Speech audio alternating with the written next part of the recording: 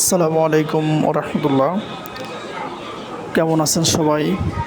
আপনাদের সাথে আমি চলে আসলাম আবার ফেনী লেমুয়া ব্রিজের আপডেট নিয়ে। এখানে ব্রিজটির কাজ অনেক দিন যাবৎ চলতেছে। লেমুয়া ইউনিয়নবাসীর প্রাণের একটি স্পন্দন এই ব্রিজ। কারণ হচ্ছে এই ব্রিজের যোগাযোগ ব্যবস্থার সাথে জড়িত আছে মমতাজ মিরহাট, সাদপুর।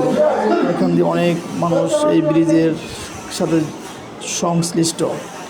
তাই এই ব্রিজটি খুব প্রয়োজনীয় ও অতীব জরুরি কাজ করা দরকার। কিন্তু সাময়িক গত 5ই আগস্ট সরকার পতন হওয়ার পর একটু কদিন অফ ছিল কাজ, এরপরে খুব তাড়াতাড়ি কাজ শুরু হয়েছে এবং রিসেন্টলি আপনারা ব্রিজের কাজ দেখতে পাচ্ছেন। কাজে অনেক অগ্রগতি হচ্ছে। আগামীতে বেশি সময় লাগবে না। এই মোটামুটি আপনারা ব্রিজ দেখতেছেন, খুব সুন্দর এবং ভালোভাবে কাজ এগিয়ে যাচ্ছে খুব দ্রুত গতিতে।